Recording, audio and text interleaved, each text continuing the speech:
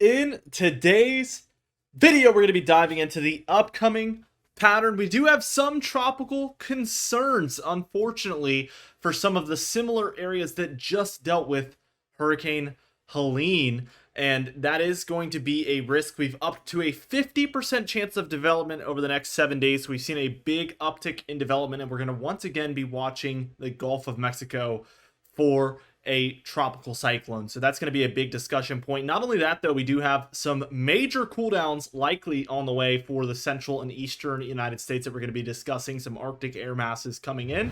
Now, before we dive into things, be sure to check out Prestige Weather, where we're going to be doing a 99-cent for your first month deal once more. It's only $5 typically, but we're doing only $1 for your first month. That's an automatic discount, so you don't even need to put a code in.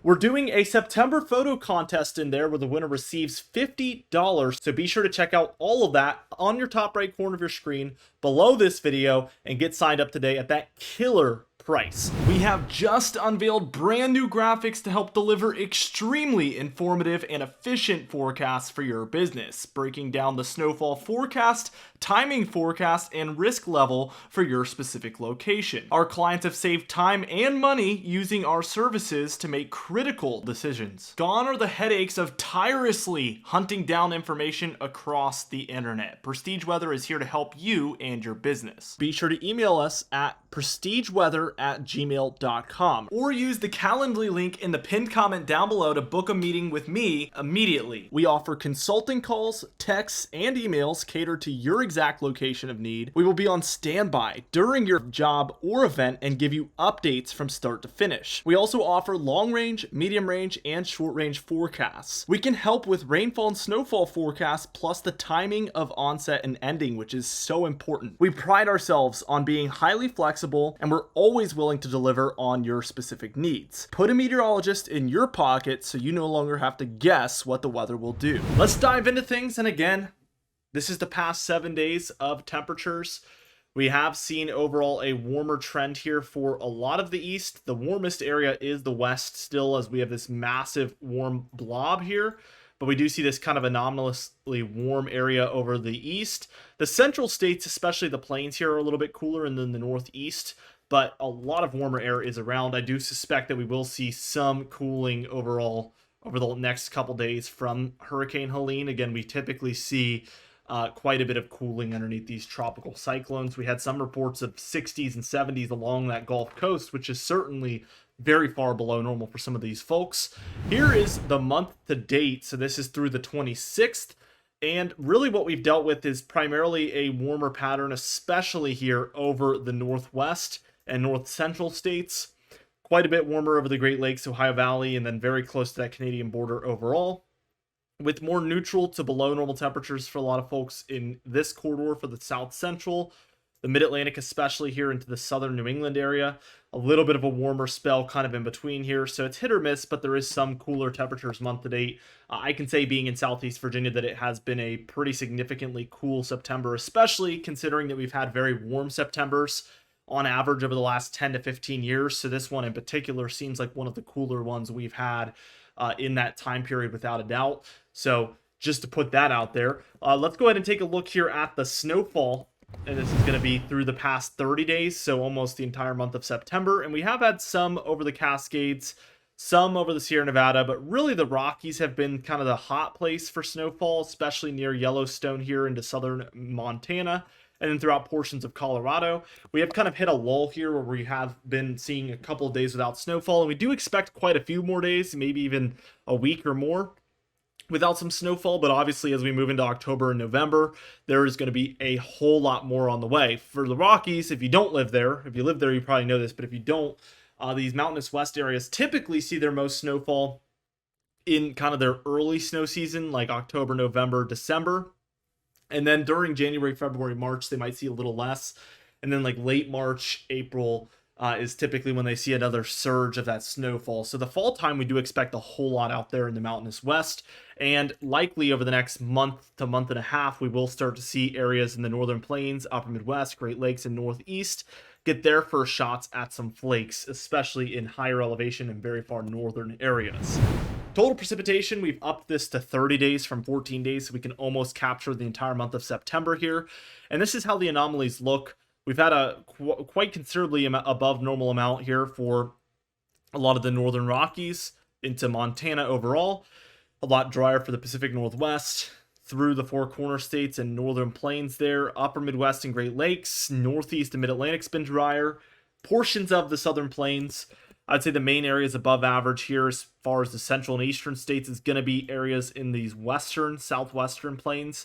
And then also for a lot of this southeastern corridor with multiple tropical cyclones that have come through over the past month or so. So that is a big contributing factor there. Otherwise, we would likely be looking at a very dry bubble over this entire portion, I would suspect.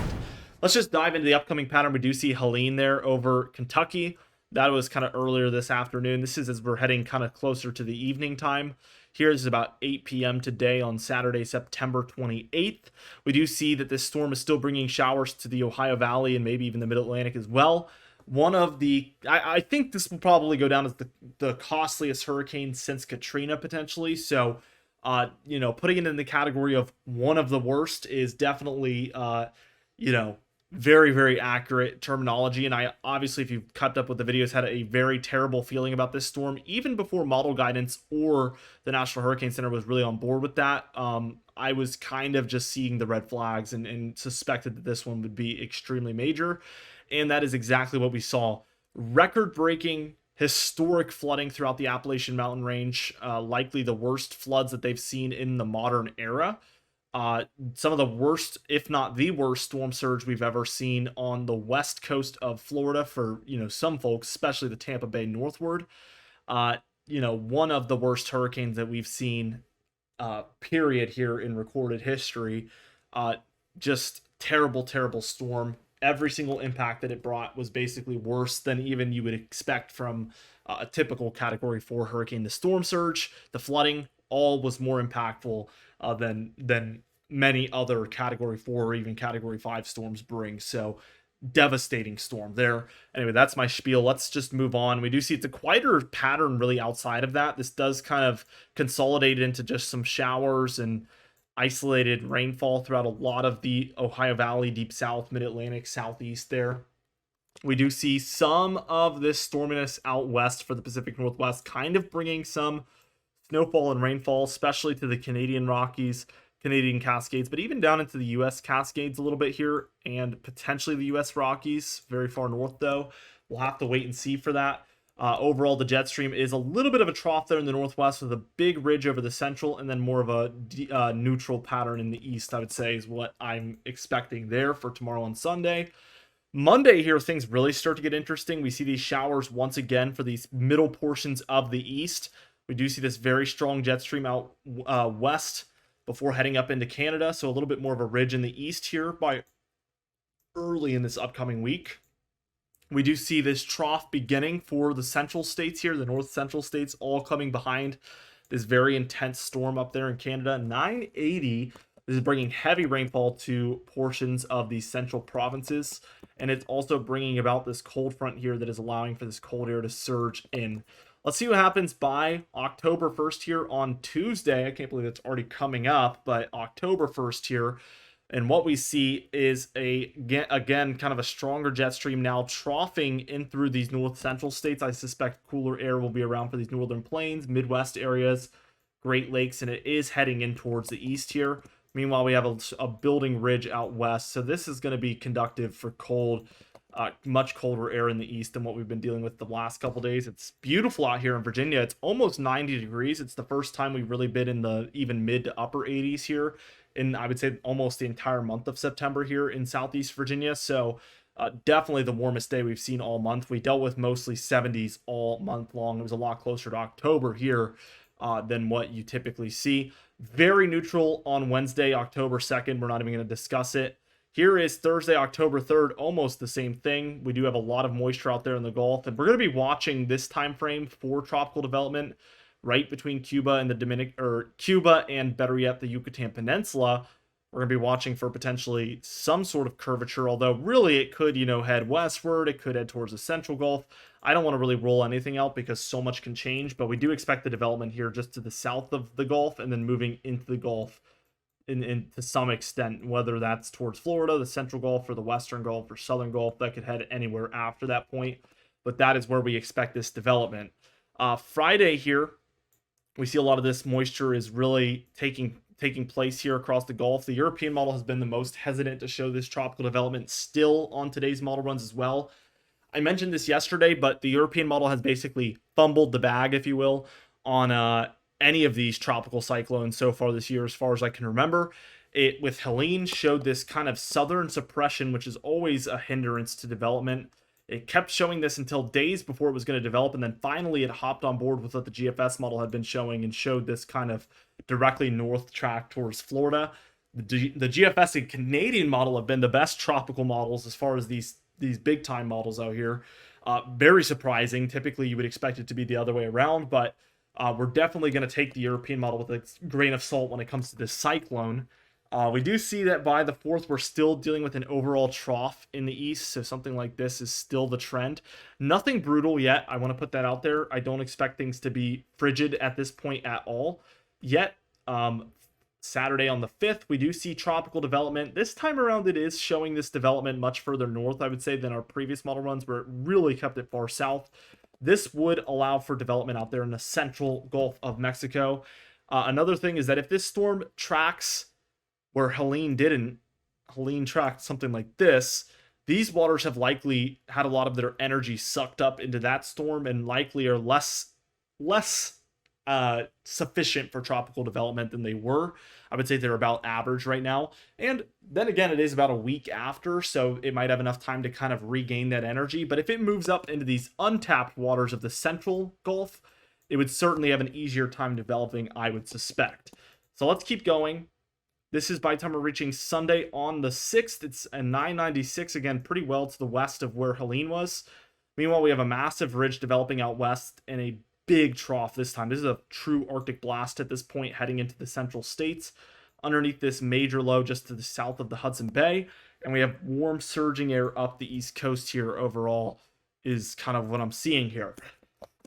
As we head towards Monday, we see this storm. And I would suspect something like this would happen where it shifts directly eastward because we have this jet stream, this southern jet moving in this motion. I would expect it to kind of catch along that and move almost directly eastward at a certain point. But we have it hitting near the Tampa Bay on this particular model run. Again, take it with a grain of salt. I think there's some better models out there to handle this at this point.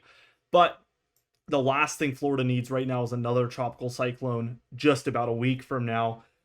Definitely would be problematic in many different ways, as you could probably imagine. Warmer air is surging up the west, which is usually very, very conductive of cold air moving eastward. We do see this really intense Arctic blast trying to move in. Strong cold front stretching up and down the east coast, and you could even expect maybe this tropical cyclone to try to ride along that. There it goes. It does it off the southeast, which would be even probably more problematic. Very strong positive PNA out west. So we see this massive ridge here and a massive trough in the east. This would again be a true Arctic blast, as I was mentioning. Really cold air, probably the coldest of the season for most of these areas if this does take place in the long range pattern.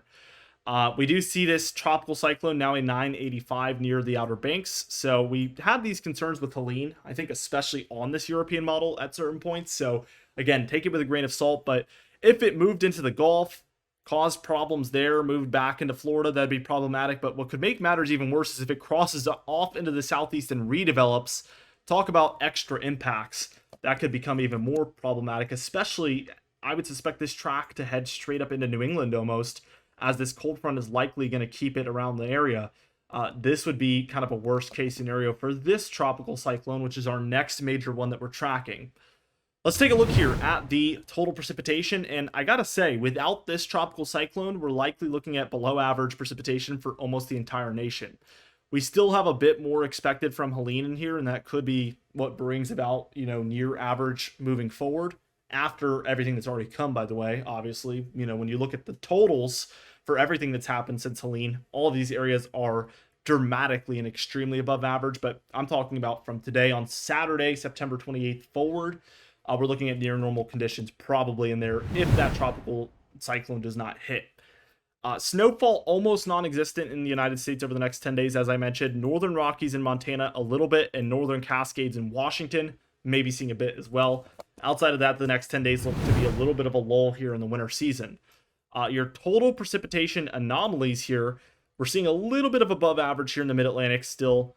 Quite a bit above average if we see this tropical cyclone move through. But again, these showers are going to be gone tomorrow. If this tropical cyclone doesn't hit there, you're seeing brown across the nation. Very interesting, very dry, and a continuation of a very dry pattern that we've seen for basically everywhere that didn't get impacted by Helene for weeks and weeks and weeks here. We've been dealing with a drier pattern, maybe even a month plus. Very interesting in that regard. As we take a look here at the temperature anomalies, today we're using the GFS model. There's that cooler air from Tropical Storm Helene we see underneath that low pressure center, although still, very weak by this point. We do see colder air underneath that. Very common. Again, another thing that's happening right now is this very strong positive P&A look. This is going to support those brief cooldowns that we do see move eastward here. So this is that. Again, some cooler air. This is like 1 to 10 degrees below normal. So in some areas, it might be something that you can feel when you move outside, but it's not going to be brutal, right? This isn't going to be significantly colder than anything you've ever, dealt with at all. This is going to be a pretty typical cold front situation, I think, for the first, second time frame. We get another very similar cooldown perhaps after that. This particular model doesn't show it, but here's that more major cooldown. This is the Monday, October 7th time frame. Again, positive P&A prevailing out west. That just means warm out west. That's all you need to know, really. It forces the cold air into the east, which we see happening here. This is a true Arctic blast. The greens are 10 to 15 degrees below normal. We even see these kind of purples in there. That is going to be 15 to 25 degrees below normal. So that is when you're talking about, okay, this is cold. You know what I mean? You're going to go outside and be like, holy cow. So that is kind of what that is. And we see it sticks around for a while. It is moving across the nation. So everybody kind of deals with a day or two of it. We get a second Arctic blast moving in behind that one, particularly for the Midwest, Great Lakes, Mid-Atlantic, Northeast there, as you can see. And by the 13th, 14th, we're maybe getting back to a warmer pattern, or at least milder. We're still seeing some colder air along the east. But the thing is we still have this very healthy, positive P&A look. That should keep it from being too warm in the east, even as we head towards middle of October. So that's kind of how I see it for now. Here's the long-range temperature pattern. This is the 29th here to October 4th. A little cool in the east. Again, we get those couple of cooldowns. But here's the 4th through the 9th. Quite a bit cooler. And then here is the 9th through the 14th. Considerably colder. So this is kind of the peak of it right here. 9th through 14th time frame. Even our long-range guidance is picking it up. We have that healthy positive P&A out there. This looks like a solid Arctic air mass in the east that could last days after that kind of 8th time frame. Here's the 14th through the 19th, still quite cool in the east. Here's the 19th through the 24th. We've gotten milder pretty considerably. 24th through the 29th, pretty neutral. I'm not seeing anything too significant until we reach about the November 5th and 10th time frame, although take that with a grain of salt. That's obviously very far out, but this model has some signs of cooler air in the east for November even. I guess that's the best takeaway. Not the specific dates, not the specific exact locations of the coldest temperatures, but it's showing some cooldowns here in November, I guess is a good takeaway. Here's the next 30 days overall. Warmer in the west, colder in the east. That's the trend right now in this long-range guidance. Here's the 7-day graphical tropical weather outlook, and try not to get overwhelmed. We see Helene up there over the United States, Hurricane Isaac over the northern North Atlantic. We see Tropical Storm Joyce out there in what we call our Atlantic MDR, which is the area between Africa and the Caribbean. We see a code red, 70% chance of development over the next 7 days here out there in the MDR. There is also a 30% chance that it develops over the next 2 days, so we could see it happen even sooner. And then the biggest threat to the United States right now is this 0% chance over the next 48 hours, but 50% chance over the next 7 days here. This could spell trouble, especially if we see this kind of potential continue to increase. We know that the Gulf of Mexico is very conductive for tropical development. Again, especially if it moves into a little bit of a different area. This could be bad. So we're going to be tracking this every single day with you guys. Let's just dive into some of these cone forecasts. Tropical storm Joyce expects to kind of dissipate after the weekend, maybe. So that one will be basically likely not a hurricane. It would have to develop quite a bit, about 15 miles per hour from where it's at now. So unlikely that this becomes Hurricane Joyce at this point, but Hurricane Isaac is expected to remain at hurricane status through the weekend in towards the early week, Monday, Tuesday. It becomes a tropical storm, post-tropical storm really, and it moves late week towards potentially Iceland. It could curve towards the UK. We'll have to watch that closely, but it should be a much weaker storm by that point. Anyway, guys, thank you so much for watching this video. Be sure to subscribe. We do upload every single day. You can even hit the bell icon for daily notifications when we upload so you never miss one. Be sure to like the video if you did enjoy it. Leave a comment down below, and I'll see you guys in the next video.